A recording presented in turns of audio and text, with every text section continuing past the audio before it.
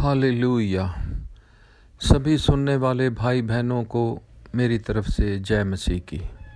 खुदा आप सबको बरकत दे, सदा सलामत रखे और ख़ास तौर पर इन महामारी के दिनों में, मुश्किल दिनों में प्रभु के दूत आपकी हिफाजत करें, रक्षा करें। ये मेरी दुआ है। चलिए आज का वचन हम शुरू करते हैं। मैंने लास्ट टाइम संडे को एक मैसेज आपको भेजा था कि क्रिश्चियन लाइफ की जो फाउंडेशन है, जो बेस है, जो नींव है, वो 3 बातों पर आधारित है।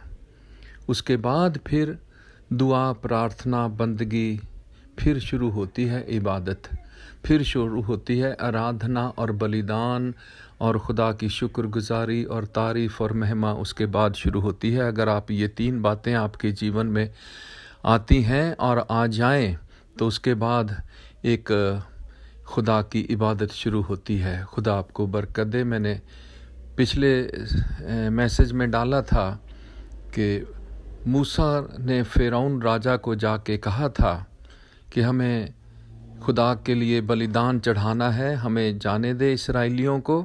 और जहाँ तक 3 दिन के सफ़र तक ये जाएंगे, जितनी दूर तक ये जाएंगे, पहला दिन, फिर और चलेंगे दूसरा दिन, फिर और चलेंगे तीसरा दिन, और जहाँ तक ये 3 दिन का सफ़र तक तय करके पहुँचेंगे, वहाँ हम अपने प्रभु परमेश्वर के लिए बलिदान चढ़ाएंगे, क्योंकि ये हमारा यहोवा परमेश्वर ने हमसे कहा है, इब्रियों के खुदा ने।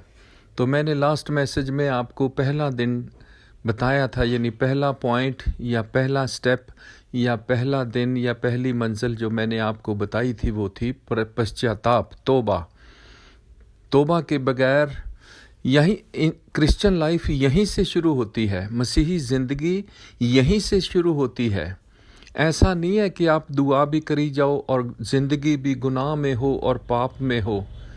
ऐसा नहीं है कि आप दुनियादारी में भी रहो और फिर दुआ प्रार्थना भी करो। और आज दुनिया में ऐसा ही कुछ हो रहा है। आपको मालूम रहे, यूहन्ना की इंजील में एक स्त्री यीशु मसीह को कुएं पर मिली थी।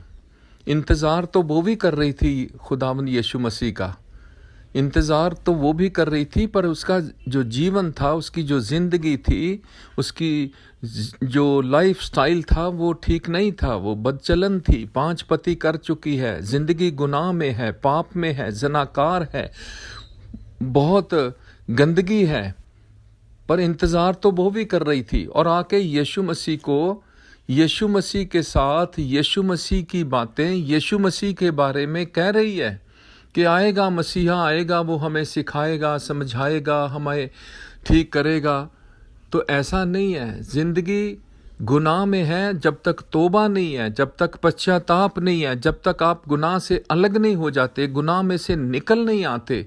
तो गुनाह से निकलने का अंधकार से ज़नाकारी है, बदकारी है, नशेबाजियाँ हैं, झूठ है, फरेब है, गंदगी है, तारीकी है, नजासत है, बुराई है, हेरा फेरियाँ हैं, दिल साफ नहीं है, मन साफ नहीं है, ज़हन साफ नहीं है, आपके सोच और ख्याल और आंखें साफ नहीं है, आंखें धोखा दे रही हैं। लिखा था ना, प्रभु जी ने मत्ती की इंजील में कहा था, यदि तेरी आंख तुझे धोखा देती है तो निकाल दे। फिर ये भी कहा, बाइबल में लिखा है, यदि तेरी आंख निर्मल है तो तेरा सारा शरीर निर्मल है। पर क्या करें, आंख गंदगी है, सोचने में, बोलने में, सुनने में, करने में, पैर पैर पर। अगर आप जिंदगी गुनाह में है तो फिर आप इबादत कर रहे हैं तो माफ़ कीजिएगा, बरकत मिलने वाली नहीं है, आशीष मिलने वाली नहीं है। मैंने पिछले मैसेज में 2 मनुष्यों का जिक्र भी किया था। लूका की इंजील के 18वें चैप्टर के मुताबिक एक फरीसी था और एक चुंगी लेने वाला, मैसूर लेने वाला था।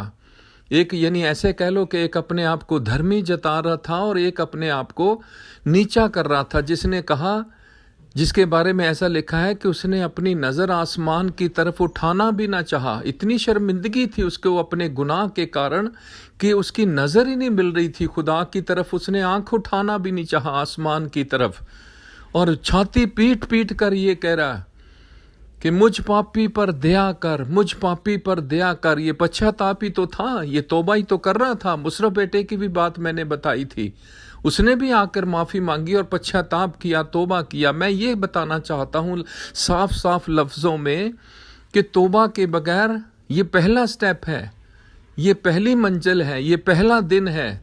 तौबा के बगैर आप आगे बढ़ ही नहीं सकते। जब तक आप अपने गुनाह को छोड़ नहीं देते, तौबा नहीं कर लेते। तौबा का मतलब है पश्चाताप करना और फिर पीछे मुड़ के नहीं देखना, फिर वैसा नहीं करना जैसा आप पहले करते रहे हैं अपनी जिंदगी में। झूठ बोलते हैं तो दोबारा नहीं बोलना, चोरी करते हैं तो दोबारा नहीं करना, किसी और गंदगी में है तो वो दोबारा नशेबाजी, हेरा फेरी, चोरी, यारी, ठगी, झूठ, फरेब, काम, क्रोध, लोभ, मोह, अहंकार, घमंड, शेखी, लड़ाइयाँ, झगड़े, नफरत, गुस्सा करते हैं, गाली देते हैं तो वो दोबारा नहीं करना। इसी को तौबा कहते हैं। पर आज क्या करें, तौबा के बावजूद भी, बका करने के बाद भी लोग ऐसा करते हैं। गाली भी निकल रही है मुंह से, गुस्सा भी निकल रहा है, झूठ भी बोलते हैं, चुगली भी करते हैं, निंदा भी करते हैं। ऐसा है, ये ऐसी तौबा नहीं। हमारे पंजाबी में एक गीत गाते हैं, बहुत अच्छा है। तौबा नी चंगी बार बार दी, एक वार कन्ना नू हथ लाला। तो एक ही दफ़ा बस तौबा कर ली, ये पहला दिन था। तो आज मैं दूसरे दिन पर, यानी दूसरा स्टेप है, दूसरा पॉइंट है मसीही ज़िंदगी का, कि नींव का जो फाउंडेशन है, जो हमारी बेस है, जो हमारी नींव है, उसका दूसरा पॉइंट है बैप्टिज़्म। आज थोड़ा सा उस पर जिक्र करेंगे।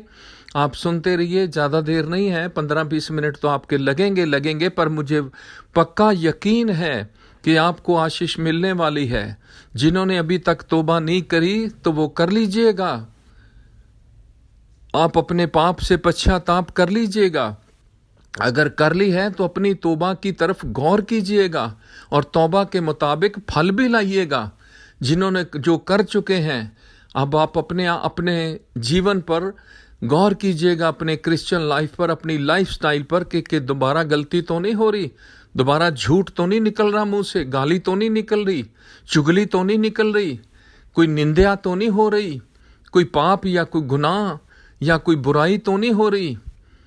तो चलिए हम आज दूसरे पॉइंट की तरफ ध्यान करेंगे। दूसरा दिन है ये, और जब तक आप 3 दिन के सफ़र तक पहुंच नहीं जाएंगे उस मंजिल तक, उस फासले तक, तब तक आप बलिदान चढ़ा ही नहीं सकेंगे। मूसा इसीलिए तो जोर दे रहा फिरौन बादशाह को, बलिदान चढ़ाना है, इबादत करनी है, आराधना करनी है, स्तुति करनी है, प्रार्थना करनी है, खुदा के साथ एक रिश्ता कायम करना है।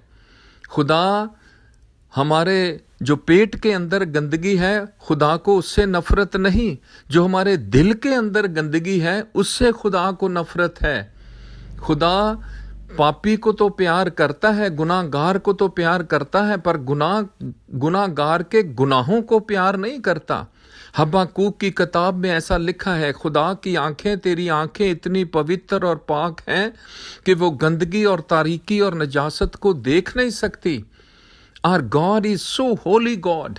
हमारा परमेश्वर खुदावंद खुदा बेहद पाक है, बेहद पाक है। तभी तो मूसा को खुदा ने कहा था, जब झाड़ी के अंदर आग लगी थी और मूसा देखने के लिए आगे बढ़ा, तो खुदा ने कह दिया था, मूसा अपनी जूती उतार दे, क्योंकि जिस जगह तू खड़ा है वो जगह पाक है। और जहाँ खुदा की हुजूरी है वहाँ पवित्रताई है, जहाँ खुदा की हुजूरी है वहाँ आनंद की भरपूरी है, वहाँ चमत्कार है, वहाँ पवित्र आत्मा है, वहाँ मौजज़े हैं, वहाँ बरकत है, वहाँ ज़िंदगी है, वहाँ खुशी है, वहाँ तसल्ली है। जहाँ खुदा है वहाँ सब कुछ है, सब कुछ है। आपकी ज़रूरत कुछ भी होगी, और जहाँ खुदा है आपकी ज़रूरत उसमें शामिल हो जाएगी और ज़रूरत पूरी हो जाएगी।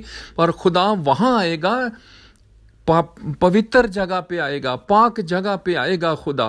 अगर दिल के अंदर गंदगी है, पाप है, गुस्सा है, बुराई है, आपके किसी अजीज रिश्तेदार के साथ अनबन हो सकती है, रिश्तेदारी में बहन भाई हैं, आजकल लड़ाइयाँ बहुत हैं, नफरत बहुत है, फैमिली में कुछ ना कुछ गड़बड़ हो सकती है। प्लीज़ अपना दिल साफ कीजिएगा और पाक दिल लेकर खुदा के हुजूर में आइएगा। और वो सिर्फ तोबा करने से होगा, तोबा करने से होगा। मत्ती की इंजील में खुदावंद यीशु मसीह ने 5वें चैप्टर में साफ साफ ये लिख के आपके हाथ में पकड़ा दिया, धन्य है वो जिनके मन शुद्ध हैं। शुद्ध कीजिएगा मन को, क्योंकि वो खुदा को देखेंगे। हालेलुया। ये मन, गंदा मन लेकर जाएंगे तो फिर प्रार्थना नहीं कबूल होगी, बरकत नहीं मिलेगी, दुआ रुक जाएगी, बरकत रुक जाएगी। और इसीलिए आज दरवाजे रुके बंद हैं, रास्ते बंद हैं, बरकत रुकी हुई है, आशीष रुकी हुई है। तो चलिए दूसरे पॉइंट की तरफ, दूसरे जो हमारा सेकंड पॉइंट है उसकी तरफ हम चलते हैं। वो है बपतिस्मा। पहला था, पहला दिन था, पहला पॉइंट था, पहली मंजिल थी, पहला बात थी, वो था तोबा। अब दूसरी बात मैंने छोटी सी रिपीट की है इसको, ताकि आपको पिछला रिमाइंड हो जाए। दूसरी बात है बपतिस्मा। बपतिस्मा यहाँ एक लफ्ज़, इब्रानियों में एक लफ्ज़ है हिब्रू का, उसको बोलते हैं बैप्टाइजो। बैप्टाइजो, ध्यान से सुनिएगा प्लीज़, फिर बोलूँगा। इब्रानियों का हिब्रू में एक लफ्ज़ है बैप्टाइजो, ये वहाँ से निकला है बपतिस्मा। बैप्टाइजो का मतलब है इमर्शन। इमर्शन का मतलब है किसी चीज़ को पानी में डुबो देना और फिर निकाल लेना। वहाँ से ये बैप्टिज्म निकला है, बपतिस्मा निकला है। वो होती है ना पानी गर्म करने वाली रॉड, उसको इमर्शन रॉड बोलते हैं। पानी के अंदर डालते हैं, बाल्टी में, टब में, जहाँ भी डालो, पानी गर्म करना हो तो फिर जब गर्म हो जाए तो उसको निकाल लेते हैं। वो है उसका मतलब है इमर्शन। इमर्शन का मतलब है बैप्टिज्म, और बैप्टिज्म से, बैप्टाइजो से बैप्टिज्म निकला है। बैप्टिज्म इज सो इम्पॉर्टेंट कि खुदा ने बपतिस्मे के लिए एक अलग से नबी को मुकर्रर कर दिया। एक नबी को अलग से बपतिस्मे के लिए मुकर्रर कर दिया और उस नबी के नाम के साथ चिपका दिया, लिख दिया गया, चिपका दिया गया, लिख दिया गया कि यूहन्ना बपतिस्मा देने वाला। वाह, खुदा का शुक्र है। यूहन्ना बपतिस्मा देने वाला। बपतिस्मा इतना इम्पॉर्टेंट है, और ये वही यूहन्ना है जिसने यीशु मसीह को बपतिस्मा दिया था।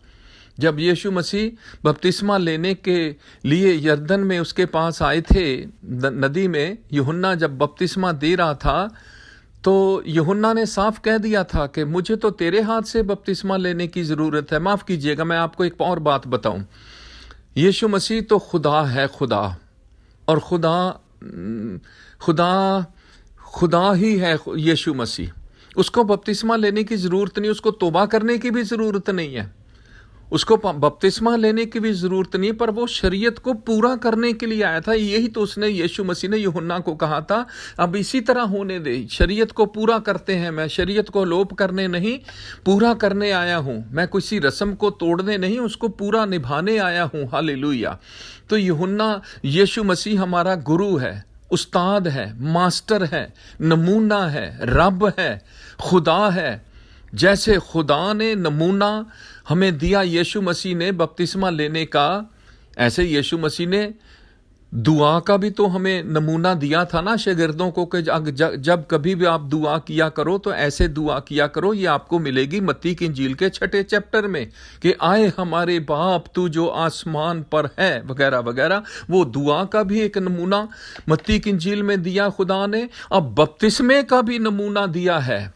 बपतिस्मा, ये पानी में बपतिस्मा लिया, पानी से नहीं। अब ध्यान से सुनना, में और से में बड़ा फर्क है, यहीं से गड़बड़ हो रही है।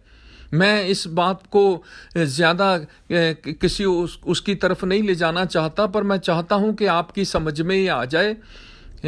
खुदा का कलाम जो है, ये तब तक आपको समझ में नहीं आएगा जब तक पवित्र आत्मा आपको नहीं सिखाएगा, समझाएगा। यीशु मसीह ने यूहन्ना की इंजील के 14वें चैप्टर में कहा था ना कि मैं चाहता हूं तुम्हारे लिए एक मददगार, एक सहायक, जो तुम्हें सिखाएगा, समझाएगा, मेरी बातों को याद दिलाएगा। तो जो बातें याद दिलाने वाली और सिखाने वाली और समझाने वाली हैं, वो पवित्र आत्मा के वसीले ही इंसान सीखता है। और यहाँ यूं सिखा रहा पवित्र आत्मा कि जैसे यीशु मसीह ने किया, वो हमारा उस्ताद है, हमारा गुरु है, हमारा मास्टर है, हमारा रब है, हमारा सब कुछ है। उसने नमूना दिया, तो जैसे उसने किया वैसे हम भी कर लें। तो ये तीसरी बात थी। चौथी बात, मैं बपतिस्मे की और आपको एक बहुत अच्छी सी बात बताऊंगा। यहाँ बहुत सारी बातें मैंने लिखी हुई हैं, ज़्यादा देर नहीं, पर मैं चाहूँगा कि आपको इस बपतिस्मे के वसीले आशीष मिले। दूसरी बात मैं यहाँ ये भी कहना चाहूँगा कि जिन्होंने बपतिस्मा ले लिया उनके लिए प्रभु का धन्यवाद, खुदा का शुक्र, आपने बहुत अच्छा किया। और जो सुन रहे हैं और अभी तक नहीं लिया, मेरा मशवरा है, मेरा प्रचार आज शाम ये है कि वो बपतिस्मा ले लें, क्योंकि इस बाइबल के मुताबिक मैं चंद आयतें आपके पास रखना चाहूँगा, जिन आयतों के मुताबिक ये कलाम है खुदा का, इसके मुताबिक चलना पड़ेगा। यहाँ किसी की कोई मर्जी नहीं चलेगी, कोई ऑप्शन नहीं है। ये हमारी मर्जी नहीं कि हम करें या ना करें, ये हम आपकी इच्छा नहीं है, ये इसको पूरा करना पड़ेगा। अगर नजात चाहिए, उद्धार चाहिए, मोक्ष चाहिए, मुक्ति चाहिए, गुनाहों की माफ़ी चाहिए, तो जैसा इस बाइबल के अंदर लिखा है वैसा मुझे और आपको करना पड़ेगा। मैं एक छोटी सी एग्जांपल देता हूं अक्सर, और अब फिर देने लगा हूं, फिर बोलने लगा हूं। अगर आप, माफ़ कीजिएगा, वैसे एग्जांपल है ये, अगर आप बीमार पड़ गए तो डॉक्टर के पास चले गए, तो जैसा डॉक्टर ने कहा है वैसा करना पड़ेगा। उसने कहा तो गर्म पानी के साथ ये गोली खानी है तो गर्म पानी ही करना पड़ेगा, लेना पड़ेगा आपको। अगर उसने कहा ये दूध के साथ गोली लेनी है तो ये वो दूध के साथ ही लेनी पड़ेगी। अगर उसने कहा सुबह, दोपहर और शाम को ये डोज लेनी है तो वैसा ही करना पड़ेगा जैसा डॉक्टर ने आपको कहा है। तो ऐसी सारी बहुत सारी एग्जाम्पलें मैं आपको दे सकता हूं, पर मैं ये कहना चाहता हूं यहां अगर उद्धार चाहिए, गुनाहों की माफ़ी चाहिए, मोक्ष चाहिए, मुक्ति चाहिए, छुटकारा चाहिए, तो जैसा इस बाइबल में लिखा है, जैसा हमारे उद्धारकर्ता ने कहा है, जैसा हमारे मुक्तिदाता ने, हमारे खुदावंद ने, यीशु ने कहा है, तो वैसा हमको करना पड़ेगा और करना चाहिए भी। और जिन्होंने कर लिया है उनको मालूम है कि उनको क्या फायदा हुआ, क्या बरकत मिली, क्या दरवाजा खुला, क्या उनके साथ हुआ। उनके पास बहुत सारी गवाहियां हैं। जब से बपतिस्मा लिया आपके साथ ऐसा हुआ, जब से मैं खुदा के पास आया नया जीवन, इसी को नया जीवन भी बोलते हैं, नई जिंदगी भी बोलते हैं। मैं इसको गॉस्पल भी बोलता हूं, गॉस्पल यानी फुल गॉस्पल। तो ये ऐसा करना पड़ेगा। यहां आपकी चॉइस नहीं है, यहां मर्जी नहीं है। वो हमारे पैर नहीं छोड़ा कि करो या ना करो, ये तो वो मर्जी है कि अगर आपको चाहिए तो आ जाओ, नहीं चाहिए तो भाई आपकी मर्जी। फिर तो दुनिया में तो अंधकार है ही है, दुनिया में तो हम ठोकरे खा ही रहे हैं, दुनिया में तो हम धक्के खा ही रहे हैं, दुनिया में तो हम मुश्किलें और बीमारियां और दुख और मुसीबतें हैं ही हैं, फिर अंधकार में तो है ही हैं। हालेलुया, खुदा का शुक्र है, हालेलुया। तो ये है अमाल की किताब, उसका दूसरा चैप्टर और उसकी 37 आयत से लेकर 42 आयत तक। अमाल की किताब दूसरा चैप्टर और उसकी 37 आयत से लेकर और उसकी 42 आयत तक। यहाँ आपको 8 जमातें, 8 बातें, 8 पॉइंट मिलेंगे और 8 में से दोनों यहाँ से शुरू होते हैं। 37 आयत से लेकर 42 आयत तक लिखा है, बाइबल के अंदर ऐसा लिखा है। अगर आप चाहेंगे तो मैं आपके लिए पढ़ सकता हूँ, पर मैं चाहूँगा कि आप ध्यान से अपनी बाइबल को आप भी खुद भी खोल के पढ़ लीजिएगा। अगर आपके पास है तो खुदा का शुक्र है, नहीं तो फिर बाद में इस प्रचार को सुनने के बाद आप लिख लीजिएगा रेफरेंस और बाद में पढ़ लीजिएगा। ये आपकी बाइबल में आपको मिलेगा, चाहे हिंदी हो, चाहे पंजाबी हो, चाहे अंग्रेजी हो, तो आपको ये सारा कुछ ऐसा उसमें मिलेगा। ऐसा लिखा है कि तब सुनने वालों के, पतरस एक रोज, खुदावंद का चेला है, यीशु मसीह का शागिर्द है पतरस, और बड़ा मशहूर चेला है। और ये वही पतरस है जिसको यीशु मसीह ने 9वें चैप्टर में ये पूछा था ना कि ये दुनिया के लोग मुझे क्या कहते हैं, ये दुनिया के लोग मेरे बारे में क्या बोलते हैं, क्या समझते हैं मुझे। तो शागिर्दों को पूछी थी ये बात, तो कोई और तो बोला नहीं। तो पतरस बोलने कुछ कहने लगे, वो शागिर्द कहने लगे कि कोई कहता जी यूहन्ना बपतिस्मा देने वाला, कोई कहता एलिया, कोई कहता मुर्दों में से कोई और भविष्यवक्ता जी उठा है, कोई और नबी आ गया है, वगैरह वगैरह कुछ कुछ बोलते हैं। यीशु मसीह ने साफ साफ उनसे कहा, चलो छोड़ो, पूरे दुनिया की छोड़ो, तुम मुझे क्या सोचते हो, मेरे बारे में क्या कहते हो। तो सिर्फ ये कल्ला पतरस ही बोला था। तो इसने यूं कहा था कि तू जीवते परमेश्वर का पुत्र है, जिंदा खुदा का बेटा है, खुदा का बेटा है। यीशु मसीह ने उसे साफ साफ कहा था, पतरस मैं भी तुझे बरकत देता हूं। ये बात तुझ पर मांस और लहू से जाहिर नहीं हुई, ये बात तुझे रूहुल कुद्दस पवित्र आत्मा ने तुझ पर जाहिर किया है। तू भी वो चट्टान है, ये वो पत्थर है मैं जिस पर अपनी कलीसिया की नींव रखूंगा, कलीसिया की नींव रखूंगा। और यहां दूसरे चैप्टर की 37 आयत से लेकर 42 आयत तक वो नींव रखी गई, वो फाउंडेशन, वो बेस, वो नींव रख दी गई। 37 आयत से मैं पढ़ना शुरू करूंगा।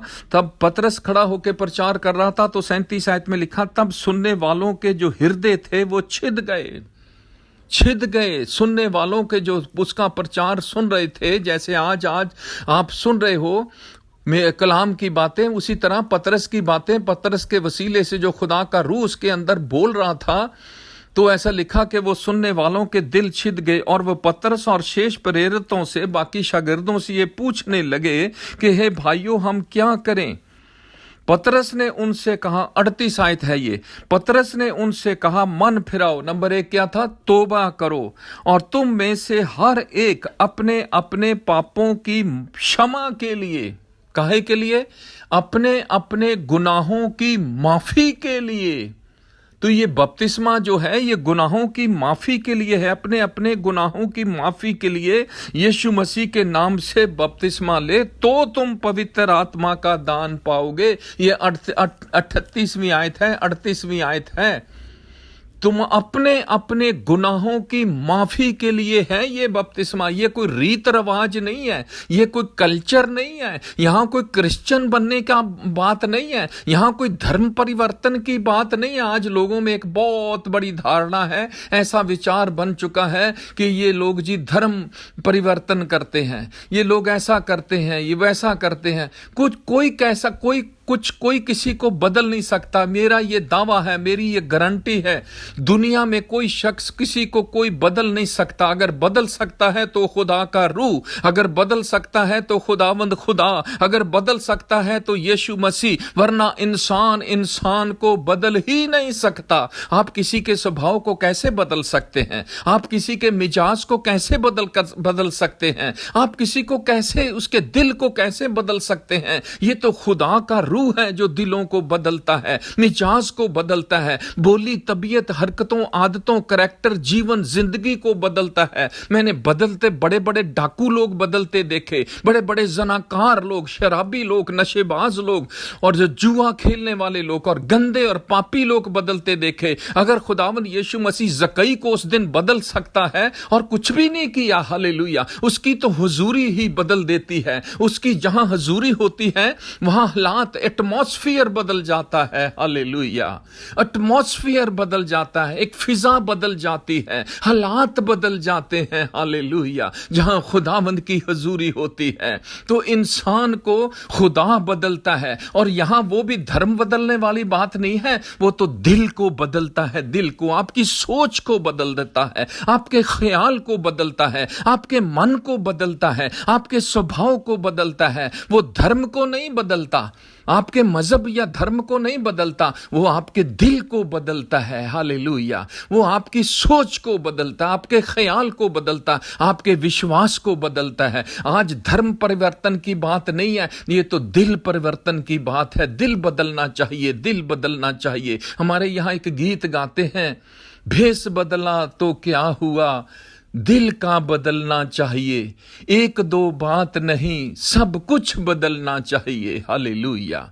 लोग भेष बदलने से इंसान नहीं बदल जाता, कपड़े बदलने से आप सफेद कपड़े पहन लें या किसी खास रंग के कपड़े पहन लें तो उससे बदलने उससे कुछ नहीं होने वाला। अगर आपका दिल बदले, दिल पर निशाना है खुदा का। हम गोरे काले पतले दुबले मोटे पढ़े लिखे अमीर गरीब किसी भी की तरह के होंगे, हमारी बैकग्राउंड कुछ भी होगी। यहां मैं आपको एक और बात बताऊं चलते चलते, और ये बात आपके लिए विशेष होगी, चाहे आपने बपतिस्मा लिया और चाहे नहीं लिया, चाहे आपने नया जीवन पाया या नहीं पाया, पर ये बात आपके लिए है, हम सब के लिए है, और आप सबसे पहले ये मेरे लिए है, मेरे लिए है। हालेलुया।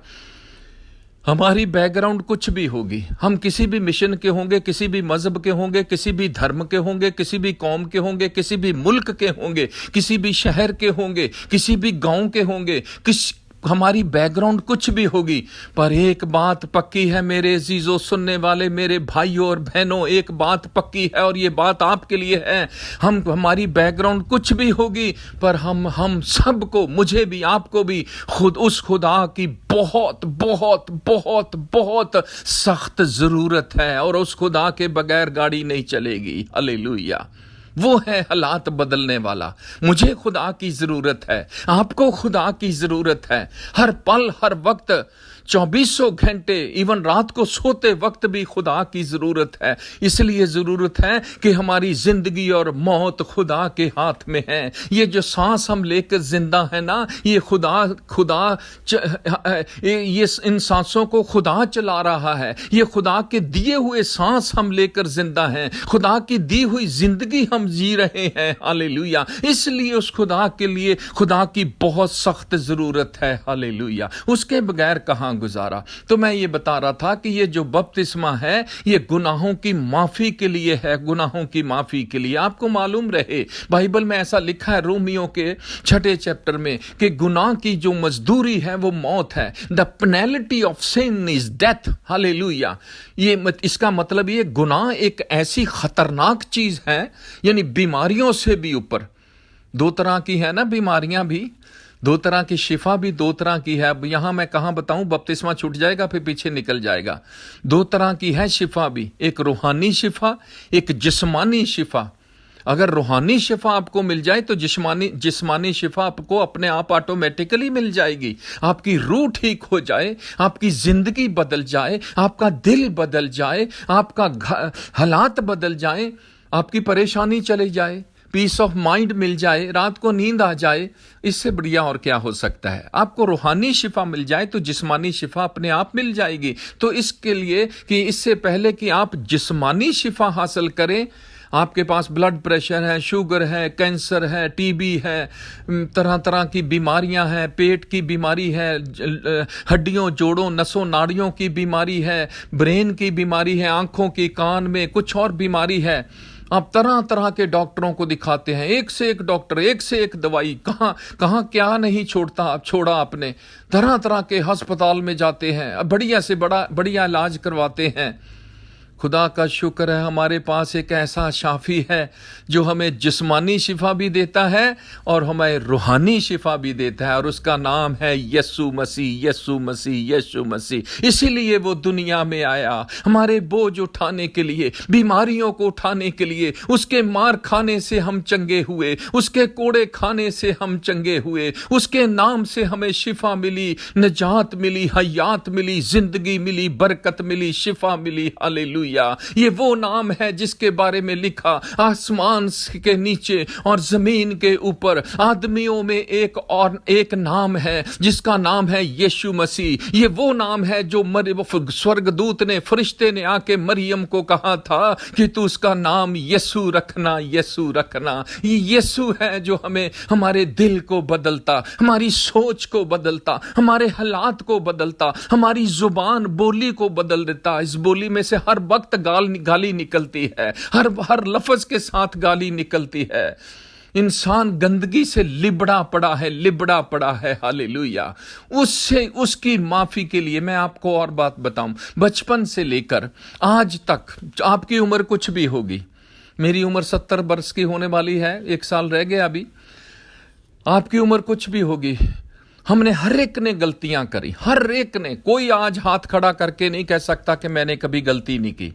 कुछ बचपन में, कुछ जवानी में, कुछ लड़कपन में, कुछ और आगे बढ़ के, कुछ और बुढ़ापे में, और आज भी गलती पे गलती, कुछ कल की, कुछ पिछले हफ्ते की, कुछ पिछले महीने की, कुछ पिछले साल की, गलती पे गलती गलती। और एक तो कहावत ही बन गई है कि इंसान तो है ही गलती का पुतला। बिल्कुल बेशक, गलती गलती गलती गलती, देखने में, सोचने में, बोलने में, करने में, गलती गलती गलती।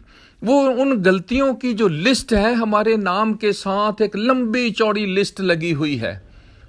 मरने से पहले पहले, इस दुनिया से जाने से पहले पहले वो लिस्ट को फिनिश होना जरूरी है, डिलीट होना जरूरी है, खत्म होना जरूरी है, उसको हटाना जरूरी है। And that is only possible with the blood of Jesus.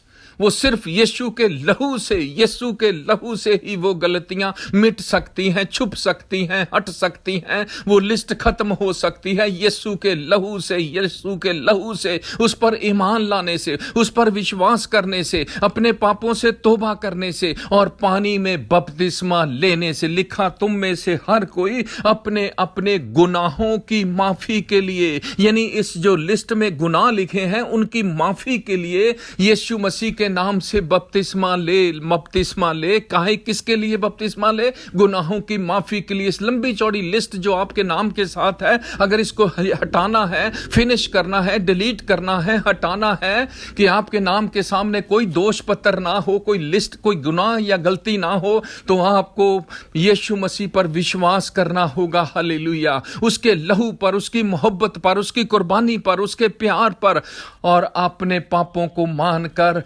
यीशु मसीह पर विश्वास कर बपतिस्मा लेना होगा। तो ये दूसरी बात है, बैप्टिज्म। ये आपको मिलेगा 37 आयत से लेकर 42 आयत अमाल की किताब के दूसरे चैप्टर में। आगे बढ़ते हैं। फिर लिखा है मरकुस की इंजील और उसका 16, मेरे 2-3 ज्यादा मैंने रेफरेंस नहीं निकाले। वैसे तो बपतिस्मे के तो रेफरेंस बाइबल पूरी न्यू टेस्टामेंट भरा पड़ा है पर मैं आपको समझाने की कोशिश ये कर रहा हूं कि ये बहुत जरूरी है। मरकुस की इंजील के 16वें चैप्टर की 16वीं आयत में ऐसा लिखा है, 15वीं आयत से पढ़ूंगा।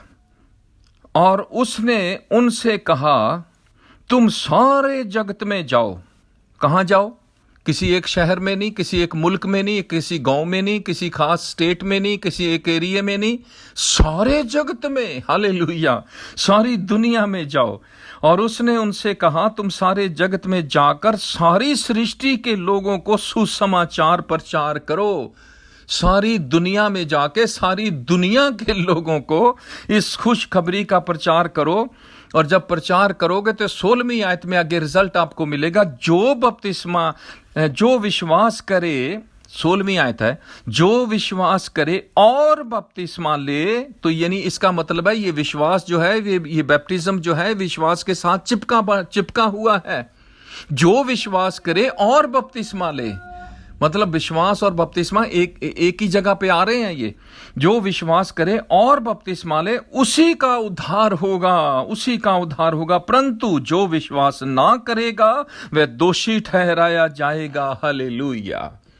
अब ये देखो, जो विश्वास करे और बपतिस्मा ले वो उद्धार पाएगा। इस बपतिस्मे में उद्धार छिपा हुआ है, गुनाहों की माफी छिपी हुई है, गुनाहों की माफी और मुक्ति छिपी हुई है, और मुक्ति और निजात छुपी हुई है। पहले कहा था ना कि मन फिराओ और तुम में से हर एक कोई अपने अपने गुनाहों की माफी के लिए यीशु मसीह के नाम से बपतिस्मा ले। बपतिस्मा लोगे तो पाप माफ होंगे, बपतिस्मा नहीं लोगे तो पाप माफ नहीं होंगे। पाप माफ नहीं होंगे तो पाप वहीं के वहीं रहेंगे, वो लिस्ट वहीं की वहीं रहेगी। और वो पाप वहीं के वहीं रहेंगे तो बाइबल सफाई से बता रही है कि पाप की मजदूरी जो है, जो सजा जो है, पेनल्टी जो है, वो मौत है। तो ये साफ जाहिर होता है कि ये बपतिस्मा आपके सिर के ऊपर से जो मौत लगी हुई है, सजा लगी हुई है, उसको हटा रहा है। तो उसको हटा दीजिएगा, बपतिस्मा ले लीजिएगा। मैं आपको कह रहा हूं, हालेलुया। ये मौत को हटाती है। ये मेरा तजर्बा है, आपका तजर्बा होगा। जिन्होंने लिया है उनके पास बहुत अच्छी गवाहियां होंगी, मेरे से भी बेहतर गवाहियां हैं आपके पास। तो जिन्होंने नहीं लिया उनके लिए खुशखबरी है। तुम जाके सारी दुनिया में, सारी दुनिया के लोगों को सुसमाचार, ये सुसमाचार है, this is something good news. Here is a good news, here is a gospel, hallelujah. ये आपके लिए खुशखबरी है कि आप अपने अपने गुनाहों की माफी के लिए जो विश्वास करे और बपतिस्मा ले उसी का उद्धार होगा, परंतु जो विश्वास ना करेगा वो दोषी ठहराया जाएगा। तो क्यों दोषी ठहराए जाएंगे हम? जब तौबा कर ली है तो बपतिस्मा लिया है तो दोष हट जाएगा, वो लिस्ट हट जाएगी, वो गुनाह हट जाएंगे, नरक की आग जो आपके ऊपर लगी हुई है सजा वो हट जाएगी। ये बाइबल गारंटी दे रही है, इसमें गुनाहों की माफी है, हालेलुया। इसमें आपका उद्धार है, निजात है, मुक्ति है। कितनी बड़ी खुशखबरी है, कितनी बड़ी खुशखबरी है। बाइबल में एक बात लिखी है पतरस के खत में, जो भलाई करना जानता है और नहीं करता तो ये उसके लिए पाप है। सुनिए, फिर बोलूंगा, जो भलाई करना जानता है और नहीं करता ये उसके लिए पाप है। बहुत बड़ी बात है। कभी सोचा आपने इस बात पर? जो भलाई करना जानता है और नहीं करता, जानता है पर नहीं करता, देखो कहां मैं ले जा रहा हूं आपको। जो भलाई करना जानता है और नहीं करता ये उसके लिए पाप है, पाप, और पाप की मजदूरी मौत है। आप किसी का भला कर सकते हैं, खुदा का शुक्र है बहुत लोग भला करते हैं। किसी की लड़की की शादी आई, आपने कुछ भला कर दिया, कुछ पैसे की मदद कर दी, कुछ कपड़ा दे दिया, कुछ और कुछ चीज लेके दे दी, कुछ उनकी और हेल्प कर दी किसी तरह। किसी को आप किसी चीज की जरूरत है, आपने उनका भला कर दिया, ठीक है, खुदा का शुक्र है 2-4 हज़ार रुपया दे दिया, बहुत अच्छा हो गया, उसका भला हो गया। किसी को कपड़ा लेके दे दिया, वो बहुत अच्छा हो गया, भला हो गया। किसी को और कुछ, किसी की और किसी तरीके से भी आपने मदद कर दी, वो भला कर दिया, वो बहुत अच्छा हो गया। ऐसा भी करना चाहिए और करते रहना ही चाहिए।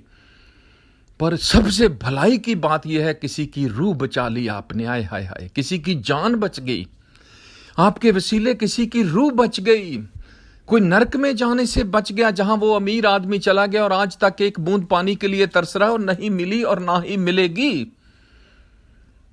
किसी का भला करना जानता है। बताइए सुसमाचार को, लोगों को बताइए, आज का दिन उद्धार का दिन है। इस बपतिस्मे में निजात छुपी हुई है। हम इसको बड़ा हल्के में ले रहे हैं, हम इसको बड़ा लाइट ले रहे हैं, हम बड़ा सस्ते में ले रहे हैं, और बहुत सारी मिशनों में तो ये डिस्प्यूट हो चुका है। मेरे अजीजों, खुदा का कलाम है ये, खुदा का कलाम आपकी बाइबल में ऐसा लिखा है, और प्रकाशन यही है और पवित्र आत्मा यही समझा रहा है कि तुम में से जो विश्वास करे और बपतिस्मा ले वो उद्धार पाएगा, उद्धार पाएगा, उसका भला हो जाएगा, उसकी रूह बच जाएगी, उसकी जान बच जाएगी, वो नरकों की आग से, सजा से, कहर से, गजब से बच जाएगा, खुदा के कहर से। तो आप अगर मुंह बंद कर लेंगे तो फिर वो आयत पूरी ना हो जाए कि अगर कोई भला करना जानता है और नहीं करता तो ये उसके लिए पाप है। हालेलुया। चलिए आगे अगली आयत में ऐसा लिखा है, मैंने अभी पढ़ा आपके लिए मरकुस की इंजील 16वां चैप्टर 16वीं आयत। उससे पहले पढ़ा था अमाल की किताब रसूलों के करतब 2 चैप्टर 37 आयत से लेकर 42 आयत तक। अब तीसरी आयत है गलतियों का खत है। ये पौलुस ने लिखा है, गलतियों के नाम पौलुस रसूल का खत 3 चैप्टर 27वीं आयत में लिखा है, जितनों ने यीशु मसीह में बपतिस्मा लिया, जितनों ने यीशु के नाम से बपतिस्मा लिया, उन्होंने यीशु को पहन लिया। समझ रहे हैं आप क्या होता पहनना? कपड़ा पहनते हैं ना, हमारा शरीर ना नजर आए, हम नंगे ना नजर आए। हम शर्ट पहनते, पैंट पहनते, कोट पहनते, अपने आप को खूब सजते हैं, संवारते हैं, तरह तरह के कीमती और महंगे महंगे कपड़े पहनते हैं, बहुत अच्छा लगने के लिए, दिखने के लिए।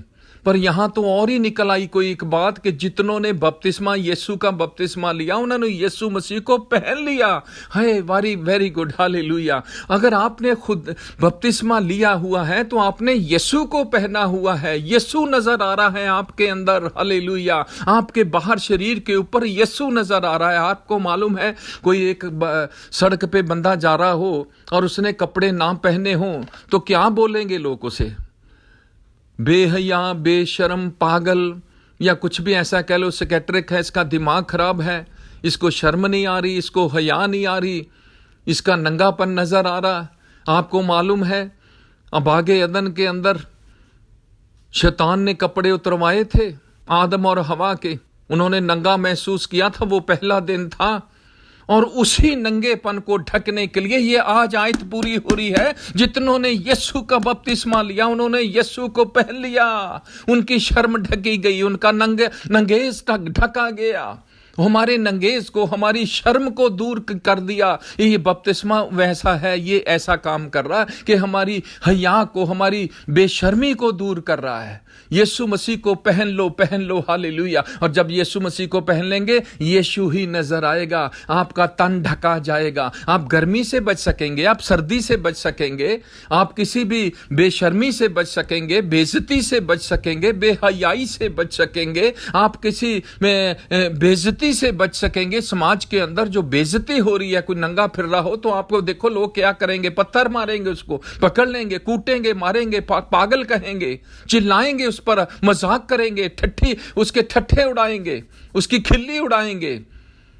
खुदा का शुक्र है, ये बपतिस्मा हमारी शर्म को ढकता है, हमारे नंगेज को ढकता है। आपको मालूम रहे, मरकुस की इंजील के 2 चैप्टर के मुताबिक एक आदमी था जो बदरूहों से भरा हुआ था, कब्रिस्तान में रहता था, पत्थरों से घायल करता था, मारता था, पीटता था, और उस रास्ते से किसी को निकलने भी नहीं देता था, उनको भी मारता था। लोग पकड़ के उसे जंजीरों से, संगलों से बांध देते थे, उनको भी तोड़ देता था, उनको भी मार देता था। ये शैतान का काम है, नंगापन।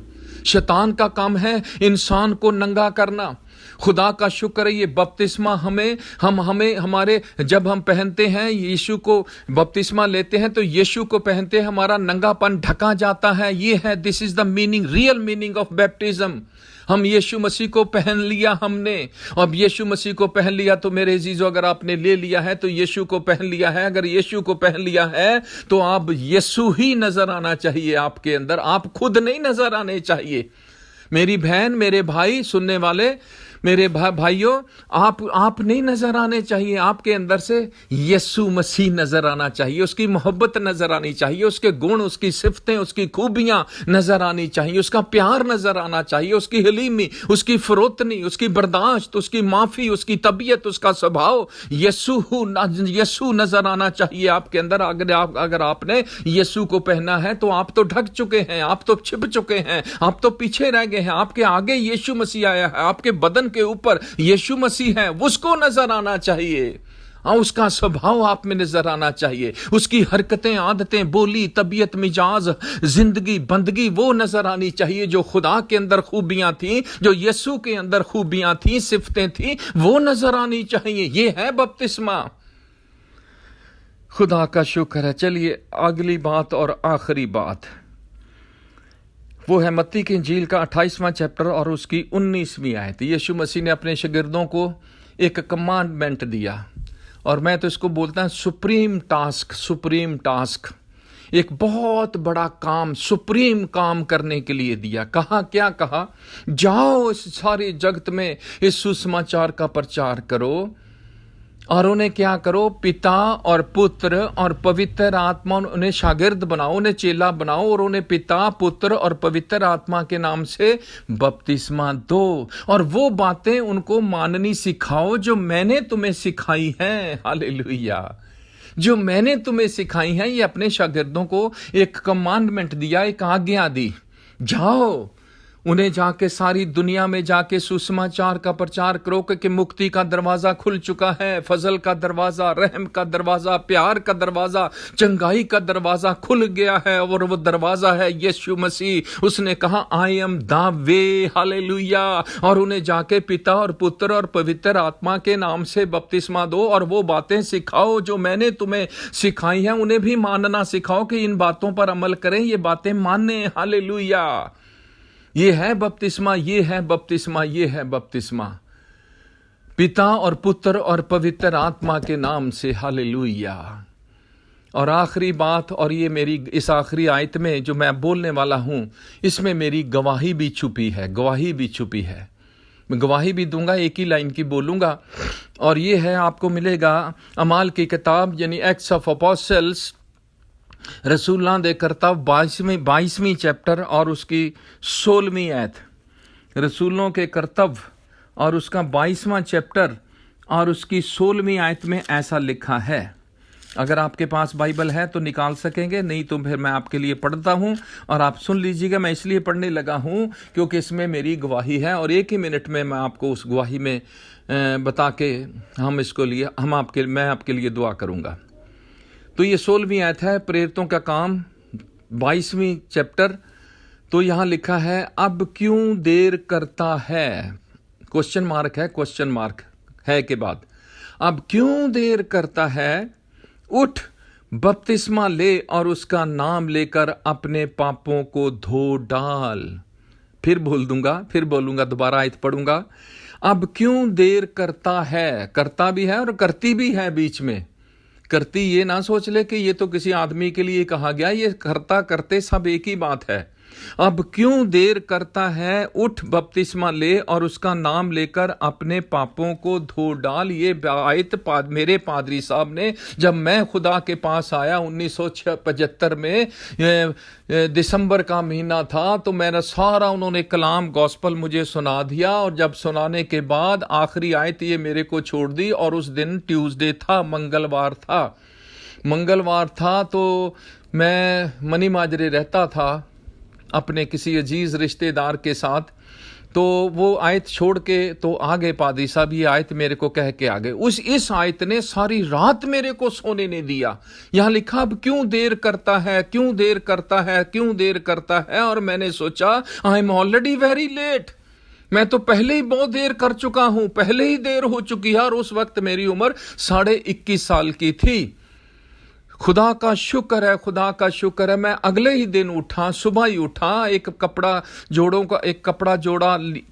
कपड़ों का लिया और सुबह 35 सेक्टर था हमारा चर्च चंडीगढ़ में। तो मैं सुबह ही जाके, अभी बुधवार को सुबह ही जाके, तो मैंने पादरी साहब का दरवाजा खटखटा दिया। तो अभी सोए हुए थे, सारे परिवार खानदान सो ही रहा था। तो मैंने कहा, पादरी साहब, तो उन्होंने पहचान लिया, दरवाज़ा खोला। हाँ जी, कैसे सुबह कैसे आना हुआ। तो मैंने बताया कि मैंने जी बपतिस्मा लेना। तो पादरी साहब बेचारे बुजुर्ग थे, पर मैं उन्हें बहुत प्यार करता था। तो कहने लगे, कोई नहीं, इतवार को दे देंगे, सारी कलीसिया के सामने दे देंगे, ये कर देंगे, वो कर देंगे, 2 दिन और वेट कर लो। मैंने कहा, पादरी साहब, इस आयत ने मेरे को सारी रात नींद नहीं आने दी। अभी मैं तो पहले ही बहुत लेट हूँ। यहाँ लिखा, अब क्यों देर करता है, मुझे तो पहले ही बहुत देर हो चुकी है। तो इतवार को तो 3 दिन और देर हो जाएगी। तो 3 दिन में पता नहीं क्या होने वाला है। तो आप ऐसे करो प्लीज, मैं हौज भरता हूं, पानी का वो साफ सुफ करता हूं, सारा ठीक करता हूं, आप जब तक उठ जाओ तो मैं पानी भरता हूं, तो मुझे को बपतिस्मा। मैंने मतलब जबरदस्ती पादरी साहब को कह के बपतिस्मा लिया था। मेरे दिल के अंदर इस आयत ने ऐसा चोट किया, मेरा दिल छिद गया इस आयत को पढ़ के, सुन के और पढ़ के। खुदा का शुक्र है, वो दिन मैंने बपतिस्मा लिया। उस दिन 21 दिसंबर था, 21 दिसंबर को मैंने बपतिस्मा लिया। 21 दिसंबर। खुदा का शुक्र है। मैं आपके लिए भी ये आयत छोड़ता हूं आज। अब क्यों देर करता है या करती है। प्रियो, हम पहले ही बहुत देर हो चुकी है। कितनी देर आप खुदा से दूर रहेंगे।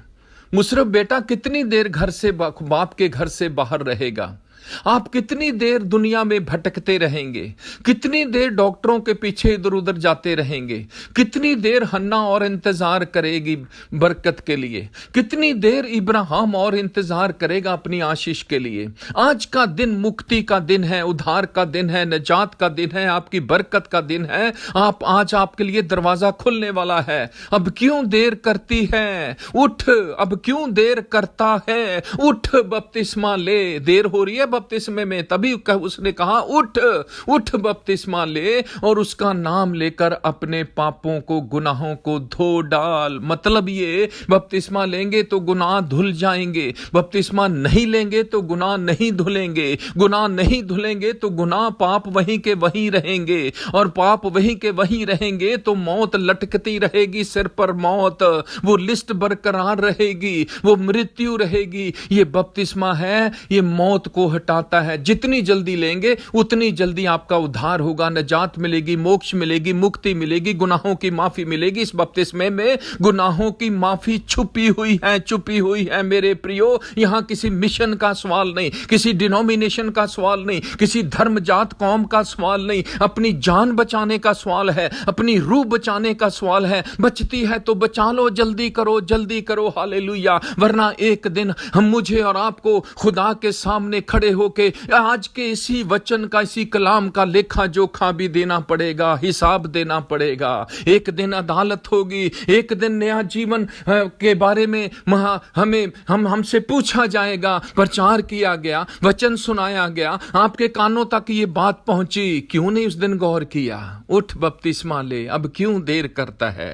चलिए मैं आपके लिए दुआ करूं और ये आयत मैं आपके लिए छोड़ता हूं। ये दूसरा दिन है, दूसरा स्टेप है, दूसरा पॉइंट है, दूसरी मंजिल है, दूसरा दिन है। पहला दिन था तोबा, पहला पॉइंट था तोबा, फिर दूसरा है बपतिस्मा। अभी 2 दिन बाद मैं आपको पवित्र आत्मा के बारे, तीसरे और आखिरी पवित्र आत्मा के बारे, स्टेप के बारे में बताऊंगा। और उसके बाद बलिदान चढ़ा होगा, उसके बाद इबादत होगी, उसके बाद कुर्बानी होगी, उसके बाद वर्शिप होगी, उसके बाद खुदा की हमारी प्रार्थना खुदा के पास पहुंचेगी। चलिए आप अपनी आंख बंद कर लीजिएगा, मैं आपके लिए दुआ कर दूं। खुदावंद यीशु मसीह के नाम से मैं दुआ करता हूं अपनी बहनों के लिए, अपने भाइयों के लिए, सुनने वाले अजीजों के लिए, जितने इस आवाज को, इस कलाम को सुन रहे हैं, जितनों ने इस कलाम को सुना, खुदावंद तेरी आवाज को, यीशु मसीह के नाम से पवित्र आत्मा, प्लीज होली स्पिरिट, प्लीज यीशु दे लहू दा वास्ता, यीशु दे प्यार दा वास्ता,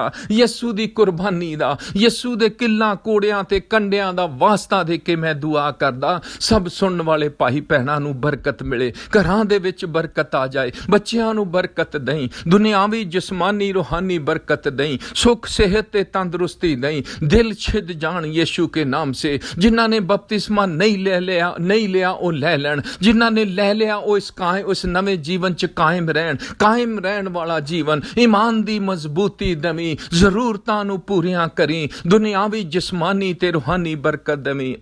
हालेलुया। हर तरह दे बवा बला, तंगी, आफत, मुसीबत, दुख, रोग, महारोग, बीमारी, कमजोरी तो बचावी। यीशु मसीह दे नाम च बरकत मिल जावे, यीशु मसीह दे नाम च दरवाजे खुल जान, यीशु मसीह दे नाम च हर तरह दे रस्ते खुल जान और बरकतां दी बारिश हो जावे। मेरी खास दुआ है खुदावन, इस नवे जीवन च कायम रहन वाला जीवन, मजबूत जीवन, हालेलुया रबा शला रबा, ओ मजबूत जीवन, कायम रहन वाला जीवन दई, बरकत दमी, सुख दई, सेहत दई, छू, हालेलुया। पवित्र आत्मा मदद करो, यीशु मसीह दे नाम च मांगदे हैं। सारे मेरे नाल जोर दी मिल के बोलणगे, आमीन आमीन आमीन आमीन। And God bless you. मैं 2 दिन बाद आपको फिर मिलता हूं और तीसरे और आखिरी पॉइंट के मुताबिक वो है होली स्पिरिट। आप भी दुआ करें और मेरे लिए खास दुआ करते रहिएगा। मुझे आपकी दुआ की बहुत ज़रूरत है, ख़ास तौर पर मेरी अच्छी सेहत के लिए प्रार्थना कीजिएगा। मैं आपको 2 दिन बाद फिर मिलूँगा। खुदा आप सबको बरकत दे। वो है पवित्र आत्मा के बारे में। आमीन आमीन। खुदा बरकत दे।